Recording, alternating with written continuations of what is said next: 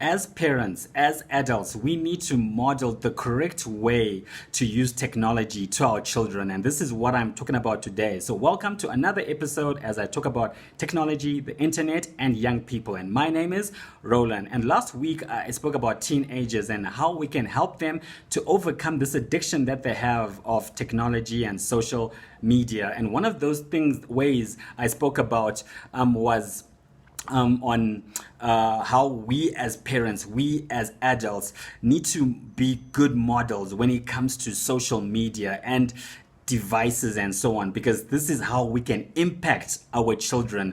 Because we don't want a case where we are telling them what not to do with technology and the internet, right? And we are doing those exact same things, because guess what, our children are watching us, and that is a fact. Our children are definitely watching us, and they are forming their habits based on what we do. And I know that's a scary thing to say, because that's a huge responsibility on us. But you know what? We are on this journey, and as adults, we need to understand that it starts with us. We need to take the initiative. We need to be responsible, and we need to look at ourselves and start working on ourselves. And first of all, do we know our bad habits when it comes to social media, technology, right? And devices? Do we know what they are so we can start working on them? Because again, this is the thing, when we start working on those things, we are in a better place to then speak to our kids. Yes, to speak to them, but for them to actually listen to us and to start to make those changes based on what we are doing, right? But again, it starts with us. Are we educating ourselves as well? It's so important that we begin to find out some of these things and educate ourselves when it comes to technology. And it just can even start with what our children like. What do they not like? What sites do they like going on? What apps do they love? What challenges are they facing? But again, for that to happen, then we also need to be transparent with our children. And transparency, that's up to you and how much you want to share. But children know when we are being real or not, right? They catch that on very quickly. And this is about being a safe place. Can they trust us with these things? And can they come to us when they are facing these things? And this is why we also need to be transparent with them and to share our challenges, to share our journey, our technology journey. Before, for some of us, there were no smartphones, and instead there were those wall phones and so on, and typewriters and all these things. Do they know that journey? Do they know our journey? Do they know what we're struggling with? And like I said, transparency depends on you, but the point is to be that safe place so that your kids can be able to speak to you about some of the challenges that they're facing or the joys that they're facing. Let's say they made a difference in someone's life. Will they come and speak to you? Are you interested? Or as an adult, are you distracted? Because that is a bad habit to have, right? One of the major things in parenting and things that are a disaster to your kids is distracted parenting. We cannot be distracted. What is getting in our way? What is distracting us from really focusing on our kids and being present for our children? And we need to deal with those things and not just put them under the rug and put our head in the sand and think it'll automatically go away. No, we need to be transparent with our kids, and we also need to be real, and we need to not be distracted. We need to be there for our children. And remember, we are all on the same journey. We are all learning. Technology is advancing and growing at such a fast pace. So for some of us, we are playing catch up, right? But the point is, even though our kids may know more than us, but we are all on this journey where we are learning. We are learning to navigate this space and learning what to do and the correct way to do this. So we need to understand this, and that's why it's so important to look at ourselves and see these things, our bad habits, and are we distracted or not, and how are we impacting our kids when it comes to this topic. It's all so important. And as I talk about all this, and you may be in this place where you're thinking it's too much, right?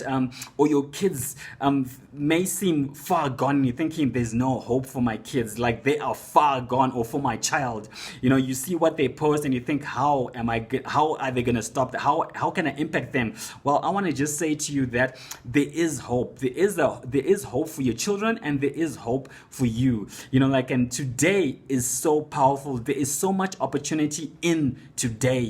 Today you can make decisions that will be better for you, that will make a difference in your life and in your child's life. But like I said, today is important. And I want to share a scripture in 2 Corinthians 6 verse 2, and it says, today is sorry, let me just go. It says, for God says, at just the right time I heard you. On the day of salvation I helped you. Indeed, the right time is now. Today is the day of salvation. I'll read it again. Indeed, the right time is now. Today is the day of salvation. So, like I said, there is hope for you. There is hope for your children. Do not be discouraged. And even as Christians, we can call on God. We can ask Him for help. We can ask Him for wisdom. We can rely on His strength as we are with kids and parenting kids. We don't have to do this alone. So, like I said, there is hope. And as I end, I also want to talk about something else that you can do, and that's the agreement that you can come up with that can help you. As I've gone online and seen what other parents are doing and people are doing, some families have created this agreement, and it comes in different names. It's a technology agreement, a social media agreement, a media agreement, a family media agreement, and I think that's more the well-known term. And for this agreement, what happens is both the adults, the parent, and the children come up and they contribute to this agreement. And basically, it's about rules, where we establish rules when it comes to technology, when to use it, where to use it. And it's such a powerful agreement as well. Why? Because it creates this accountability, one for the adult to themselves and to their kids, and for children to themselves and to their parents. It's such an amazing agreement. So you come up with your specific agreement, because as children, all children are different, all families are different. We are all not the same, right? So definitely an agreement, this agreement especially that I've created, is just as a guideline. You can create your own agreement that is specific to you, that will help you and your family, because you know where your kids are at, you know where you are at, like I said, I'll post a link of this agreement that you can use. And if you know me on WhatsApp, you can just send me a message and I'll send it to you as a PDF. But this is a place to start, as we make a decision today to change the trajectory of where we are going, right? To win in this war, in this battle of technology, right? But like I said, there is hope. There is hope for you. You can change, and you can work on your bad habits, and you can be an amazing role model when it comes to technology and the internet as an adult, as a parent. So with that, I've come to the end of this episode. Thank you for spending this little time with me. I really, really appreciate it. I will be back next week. And until then, goodbye.